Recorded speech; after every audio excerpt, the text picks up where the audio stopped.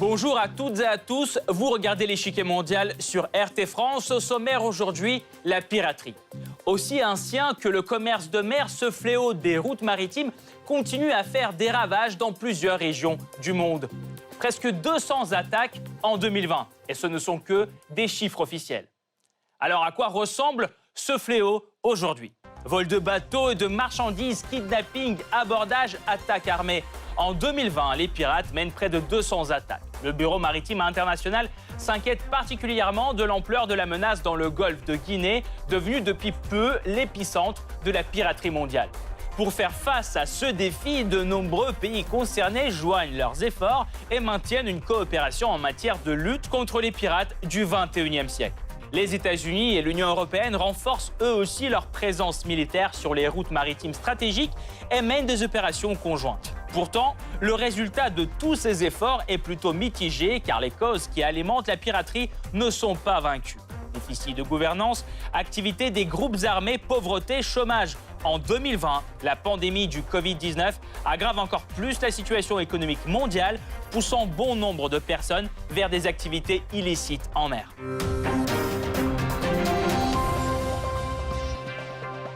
Avant de poursuivre, voici ce qu'il faut savoir sur l'ampleur actuelle de la piraterie dans le monde. C'est le Blitz. Selon le Bureau international maritime, 195 actes de piraterie sont enregistrés en 2020. C'est plus qu'en 2019, mais d'une façon plus générale, c'est une baisse notable par rapport au début du siècle où 469 attaques avaient été enregistrées par an, un nombre record. Sur tous les incidents de cette année, 20 attaques ont échoué et 3 navires ont été détournés. Dans le même temps, 11 bateaux ont essuyé des tirs. Les pirates sont par ailleurs passés à l'abordage et sont montés à bord 161 fois. La zone la plus touchée par la piraterie est le golfe de Guinée, qui est à l'origine de la plupart des cas d'enlèvement dans le monde. S'ensuivent le détroit de Singapour et l'Indonésie. Plusieurs incidents ont lieu au large des côtes de l'Amérique du Sud, dans l'océan Indien et en mer des Caraïbes, dans le golfe du Mexique et celui du Bengale.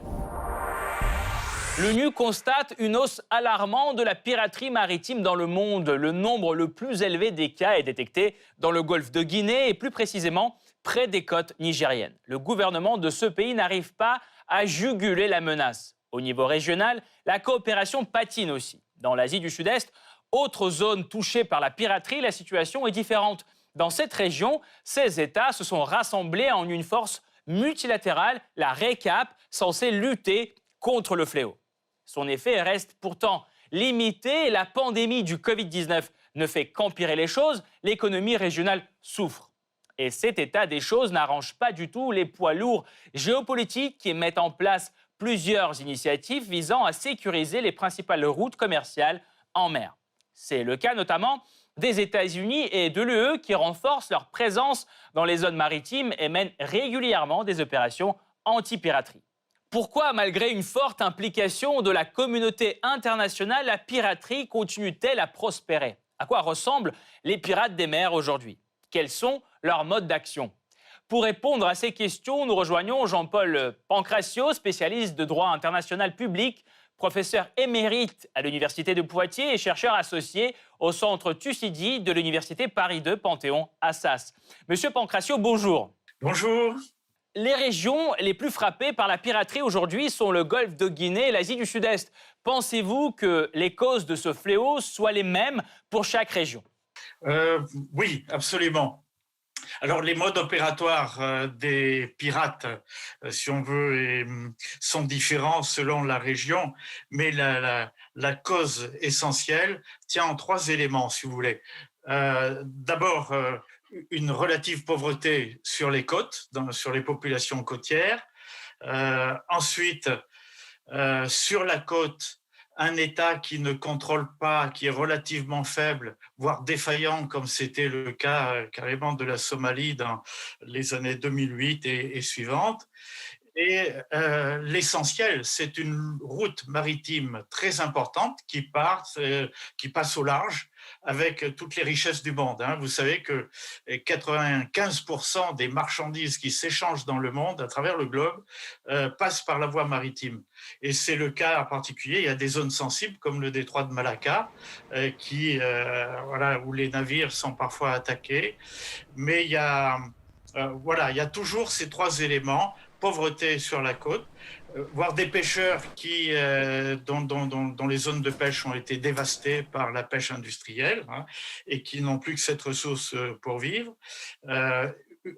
Un État qui ne contrôle pas tout ce qui se fait sur la côte, et au large, une route maritime très importante. Vous avez dit que résister à ces attaques coûte cher. Maintenant, je voudrais parler des équipages. En général, les bateaux des pirates, eux, sont mal équipés. Mais pourquoi les équipages des vaisseaux ont-ils habituellement du mal à résister aux bandits, ou les choses changent aujourd'hui? Alors, d'abord, les équipages, si vous voulez, des navires ont consigne de ne pas répliquer par eux-mêmes. Soit ils ont une équipe de garde armée embarquées, c'est ce qu'on appelle les équipes de protection embarquées, qui sont d'anciens militaires en général, voire des militaires d'active qui sont diligentés par les États sur les navires qui battent leur pavillon. Mais s'il n'y a pas ces équipes de protection embarquées, on interdit aux équipages d'avoir des armes à bord. Et pourquoi on leur interdit de se défendre? Alors parce que on a peur que ça entraîne une élévation du niveau de violence de la part des pirates. Ensuite, tout simplement parce que la plupart des pays interdisent que les navires privés, les navires marchands, aient des armes à bord et viennent avec des armes dans leurs ports, dans leurs eaux territoriales. Alors c'est très simple, voilà. Et du coup, Monsieur Pancracio, du coup vient la question évidente à mon avis. Est-ce que vous pensez que le droit international maritime devrait se réadapter à ce fléau de la piraterie? Ce qui concerne la piraterie est assez bien normé dans le droit international aujourd'hui. On peut poursuivre les pirates, on peut les intercepter, etc. Mais on ne peut pas, chaque État est à la maîtrise du droit qui s'applique sur les navires qui battent son pavillon, si vous voulez. Et donc, il peut très aisément interdire aux marins de ces navires de répliquer à des attaques pirates. Voilà. Il y a les équipes de protection embarquées qui maintenant sont autorisées sur les navires. On peut y recourir si la piraterie se développe. Merci beaucoup, Monsieur Pancracio. Nous allons poursuivre notre analyse tout de suite, mais nous vous retrouverons à la fin de cette émission pour plus de détails sur le thème de la piraterie. Merci encore. Dans le golfe de Guinée, les pirates se sentent de plus en plus à l'aise. Le 23 janvier, ils attaquent le navire Le Mozart, exploité par une compagnie turque à 320 km des côtes du Nigeria. L'équipage s'enferme dans le château, un espace sécurisé, mais en vain. Les hommes armés enfoncent la porte et pénètrent dedans. Un matelot est tué, 15 membres d'équipage sont kidnappés. 3 semaines plus tard, ils seront finalement libérés. Ils sont accueillis à l'aéroport international d'Istanbul par le chef de la diplomatie turque. Les circonstances et les conditions de leur libération restent pourtant floues. Quelques semaines après cet incident, le Bureau maritime international publie un communiqué dans lequel il s'alarme de l'essor de la piraterie dans la région. Les incidents illicites dans le golfe de Guinée présentent actuellement une menace grave et immédiate pour la sûreté et la sécurité des équipages et des navires opérant dans la région. Le BMI ne manque pas de souligner, le golfe de Guinée représente actuellement la zone de navigation la plus dangereuse du monde. La région compte 95% de l'ensemble des enlèvements en mer. Et les incidents y sont particulièrement graves. Plus de 80% des pirates possèdent des armes à feu. Comment expliquer une telle ampleur de la piraterie dans la région? La réponse est plutôt dans la situation socio-économique des pays du golfe de Guinée.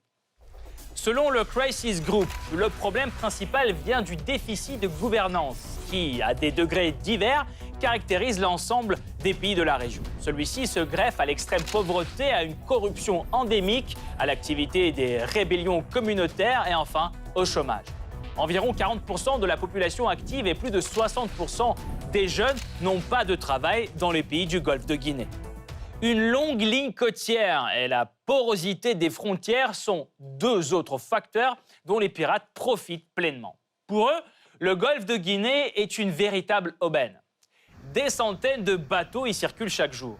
Une partie des navires se limite à un cabotage local en sillonnant le long des côtes. D'autres transportent des marchandises vers les pays régionaux en provenance d'Europe et plusieurs autres États. Cependant, le plus gros trafic vient de l'exploitation pétrolière, le Nigeria étant le premier producteur d'Afrique. C'est au large de ces côtes qu'ont lieu la plupart des attaques. En 2020, 35 incidents ont été enregistrés près du Nigeria.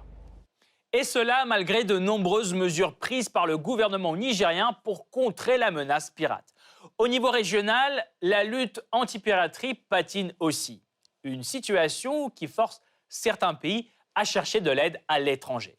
Le 11 janvier, le ministre des Affaires étrangères de Guinée équatoriale rencontre le sous-secrétaire américain à la Défense, Anthony Jean Tata. L'entretien est centré principalement autour du problème de la piraterie. Le ministre demande le soutien américain, formation du personnel, mise en place d'un mécanisme d'échange d'informations, fourniture d'équipements et de matériel. En effet, Washington est déjà fortement impliqué dans cette région qu'il considère comme stratégique.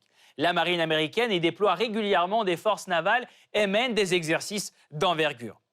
L'un des derniers en date est celui de la formation Open Game Express, organisée en 2019. 34 pays, 2500 personnes, 95 navires et 12 aéronefs. L'ampleur des manœuvres militaires est sans précédent. L'objectif de l'exercice est de renforcer la sécurité maritime contre les pirates et d'améliorer la surveillance de la ligne côtière. À part Washington, un autre poids lourd géopolitique s'ancre de plus en plus dans le golfe de Guinée. C'est l'Union européenne. Le 25 janvier, Bruxelles annonce la mise en place de son concept de présence maritime coordonnée au large de la côte ouest africaine. L'objectif est de renforcer la coordination entre les marines nationales largement présentes dans la région, celles de la France, de l'Italie et de l'Espagne. Elles pourront désormais s'échanger des informations opérationnelles via le réseau de surveillance maritime européenne, MARSUR. Alors comment se poursuit la lutte contre la piraterie dans d'autres régions du monde? Pourquoi ce phénomène ne fait-il que prendre de l'ampleur ces dernières années? Comment la piraterie a-t-elle évolué au cours des dernières décennies? La réponse après la pause.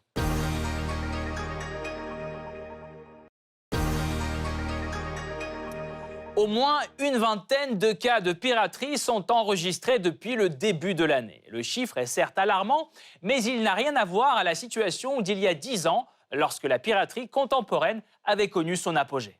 L'histoire de la piraterie moderne prend sa source dans les années 80. Le nombre d'attaques de pirates explose en Afrique de l'Ouest et particulièrement au large du Nigeria. Raison, le boom des exportations pétrolières dans le golfe de Guinée. En 1983, l'Organisation maritime internationale adopte une résolution appelant les gouvernements concernés à prendre toutes les mesures nécessaires pour prévenir et réprimer les actes de piraterie. Un appel qui reste largement sur le papier. Les pirates continuent à sévir dans le golfe de Guinée et dès le début des années 90, ils gagnent du terrain dans les détroits de Malacca et de Singapour où passent les pétroliers du Moyen-Orient, les vraquiers d'Afrique et les cargos des États-Unis. Le nombre d'attaques y passe de 3 en 1989 à 309 en 1999. Une hausse sans précédent qui pousse les pays de la région à s'unir face aux défis communs. Dès l'année 2000, le Japon met en place, avec l'Inde et la Malaisie, des exercices navals anti-pirates. 4 ans plus tard, l'Indonésie, la Malaisie et Singapour lancent des patrouilles coordonnées maritimes et aériennes. La coopération régionale porte un coup sévère à la piraterie, mais celle-ci ne disparaît pas. C'est à cette même période que la piraterie explose près des côtes somaliennes. Plongé dans une interminable guerre civile depuis des années 90, ce pays connaît une crise humanitaire d'envergure. Pauvreté, famine, faiblesse du centre fédéral Mogadiscio. Des conditions qui créent un terreau fertile pour l'activité de piraterie. À celle-ci s'ajoute aussi la situation géographique avantageuse de la Somalie, qui se trouve à proximité du golfe d'Aden, par lequel transitent environ 20 000 navires chaque année. Les pirates y sont largement des pêcheurs locaux qui cherchent à gagner leur vie. Au début des années 2010, c'est la zone la plus dangereuse du monde. En 2011, 237 incidents y sont signalés et 216 membres d'équipage sont pris en otage. Sous prétexte de lutte anti-piraterie, l'OTAN déploie ses forces navales au large de la Somalie. La Chine, la Russie, l'Inde et le Japon y envoient aussi leurs navires de guerre. La situation se stabilise peu à peu. L'épicentre de la piraterie mondiale devient l'Asie du Sud-Est et dès l'année 2018, c'est le golfe de Guinée. Rien qu'en un an, les pirates y mènent 82 attaques, un chiffre inouï pour cette région à la croisée des routes maritimes. Premier producteur régional du pétrole et pays le plus frappé par l'activité pirate, le Nigeria renforce ses forces navales et adopte une loi anti-piraterie, mais ces mesures s'avèrent peu efficaces. La coopération régionale ne donne pas non plus de résultats. En 2020, la piraterie connaît une hausse alarmante dans le golfe de Guinée et aussi au niveau global. En fait, qui sont ces pirates qui menacent la stabilité des échanges commerciaux dans des régions si différentes ? Tout d'abord, ce sont des voyous des mers qui se tournent vers la piraterie à cause de la pauvreté. Dans certaines zones, comme la Somalie ou le Venezuela, les pirates sont d'anciens pêcheurs poussés par la surpêche à attaquer des navires. Il y a aussi les gangs financés par des mafias et d'autres groupes criminels. En effet, entre 2005 et 2012, les pirates de la Corne de l'Afrique reçoivent plus de 330 millions de dollars de rançon. L'argent est largement utilisé au profit des groupes armés. Il existe aussi un autre type de pirates appelés terroristes maritimes. Ils attaquent des bateaux pour des raisons idéologiques ou politiques. Quel que soit leur motif, les pirates d'aujourd'hui utilisent largement les nouvelles technologies et équipements. Bateaux rapides, systèmes GPS, dispositifs de vision nocturne, téléphonie par satellite, tout cela complexifie davantage la lutte anti-piraterie. En 2020, le trafic maritime mondial s'est contracté de 4,1% selon l'ONU. Et pourtant, la piraterie, elle, est en hausse. À défaut d'atténuer l'engagement des pirates et des brigands dans leurs activités illicites, la crise sanitaire aura contribué à son maintien. Et même à son essor. La pandémie et la piraterie sont deux phénomènes étroitement liés. L'année dernière, le PIB mondial a perdu 4,3%. La crise a poussé environ 120 millions de personnes dans l'extrême pauvreté. Par le passé, ce sont ce genre de crises qui provoquaient aussi un essor de piraterie. Fin des années 90, la crise financière asiatique provoque une brusque hausse d'attaques en mer autour de l'Asie. La crise économique globale de 2008, elle, a été suivie par 3 années d'insécurité en mer. Cependant, les efforts internationaux dans la zone la plus à risque, au large de la Somalie, permettent tout de même de minimiser l'impact de la piraterie aujourd'hui. Dès 2008, le Conseil de sécurité de l'ONU autorise le déploiement des forces militaires étrangères dans le golfe d'Aden pour protéger ce corridor stratégique.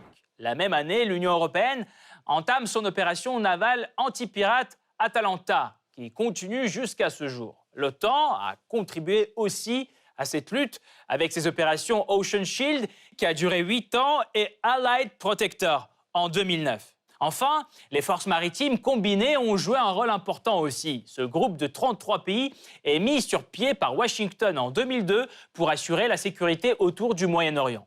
Et dès 2009, le groupe se focalise sur la piraterie et multiplie les patrouilles et les exercices multinationaux.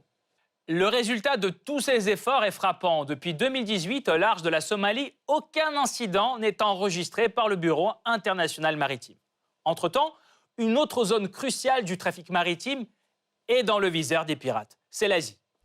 En 2020, c'est la deuxième zone la plus dangereuse au monde pour les navires après le golfe de Guinée, surtout dans le détroit de Singapour, incontournable sur la voie depuis l'Europe ou l'Afrique vers l'Asie. Le nombre d'attaques pirates y a doublé en 2020 par rapport à 2019, de même aux Philippines.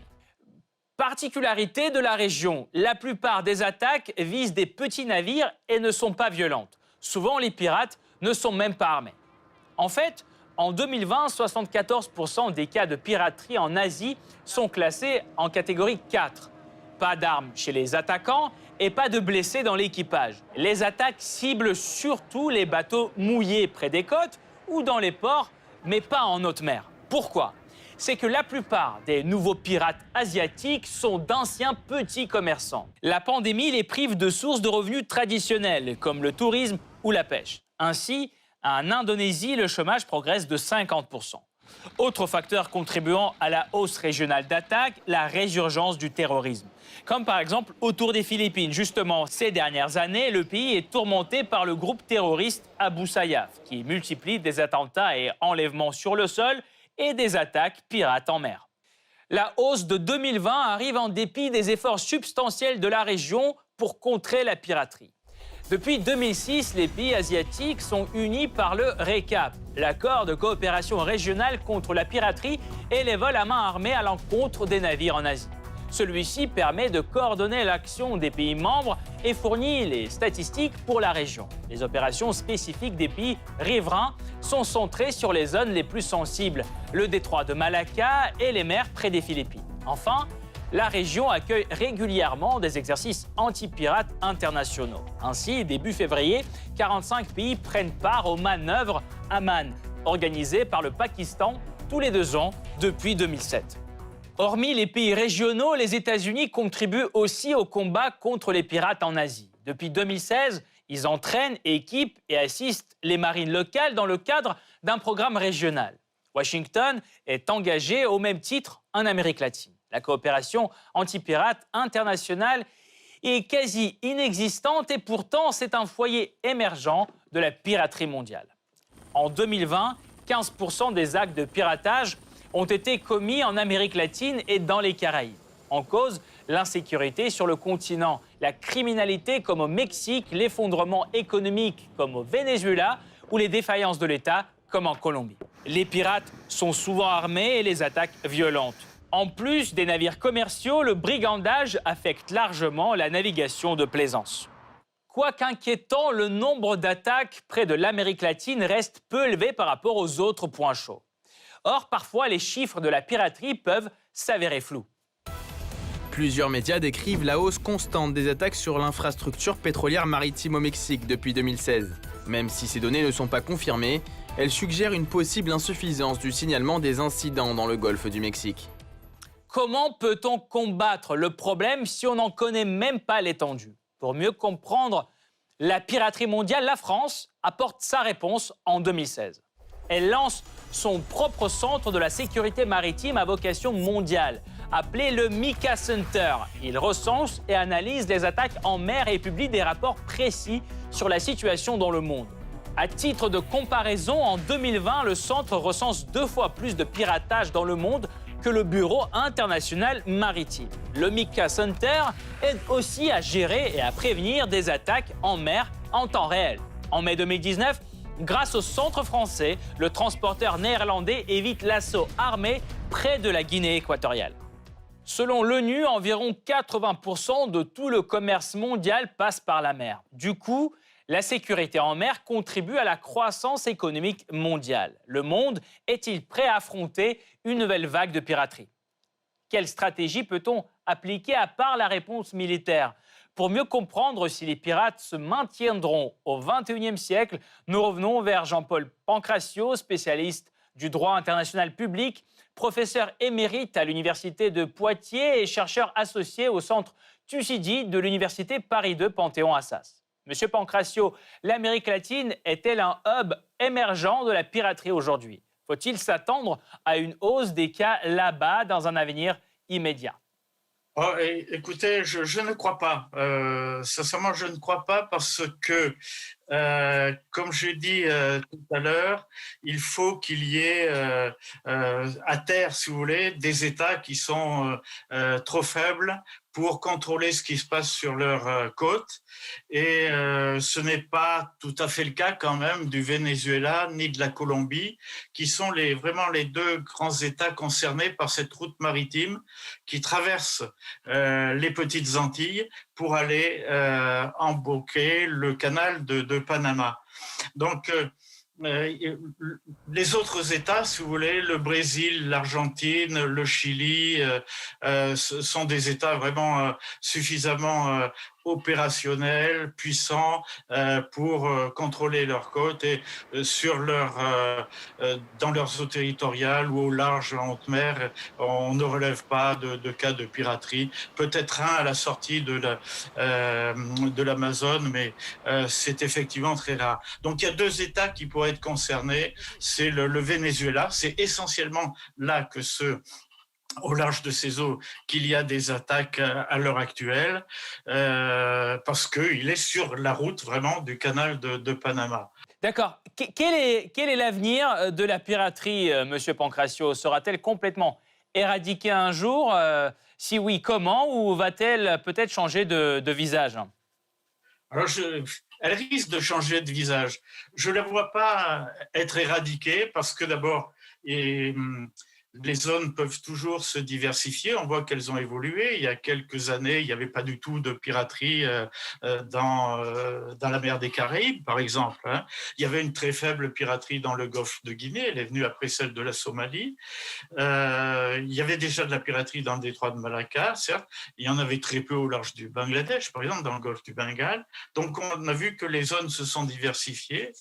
Mais tant qu'il y aura des richesses incroyables qui passeront sous le nez, voilà, en mer, pas loin au large, des populations côtières pauvres, on risque d'être confronté toujours à de la piraterie. Par contre, ce que je sous-entendais tout à l'heure, oui, elle risque d'évoluer dans son mode opérationnel, parce que si on met à l'eau, comme les recherches tentent à avancer en ce sens, des navires autonomes, là on aura affaire à des pirates hackers qui pourront électroniquement s'emparer d'un navire, le dérouter et le ramener gentiment de façon automatique en ayant le contrôle sur ces moyens. Ça, c'est incroyable. Il y a eu déjà des cas comme celui que vous venez de décrire? Non, pas encore, parce qu'on en est vraiment qu'aux essais sur les navires autonomes, sans équipage. Mais c'est quelque chose qui peut inquiéter, parce que on sait bien que les hackers sont très performants et il n'y a jamais de système suffisamment crypté pour leur échapper. Ou enfin, c'est difficile. Donc, on risque d'avoir ce type dans les décennies qui viennent. C'est pas demain, mais ça peut être 2030. On peut avoir une piraterie qui devienne vraiment une piraterie savante. Alors là, ce ne seront certainement pas les mêmes pirates, ce seront des groupes criminels organisés, voire éventuellement des États qui s'attaqueront, qui referont de cette manière une sorte de guerre de course comme elle existait au temps des corsaires, justement. Incroyable. Mais c'est passionnant. Incroyable, impressionnant. Merci beaucoup, Monsieur Pancracio. Jean-Paul Pancracio, spécialiste du droit international public, professeur émérite à l'Université de Poitiers et chercheur associé au Centre Thucydide de l'Université Paris II Panthéon-Assas, était là aujourd'hui avec nous pour apporter son analyse dans cette émission. Cette partie-là n'est pas encore terminée. La semaine prochaine, une nouvelle partie vous attend avec d'autres pions sur l'échiquier mondial. À bientôt sur RT France.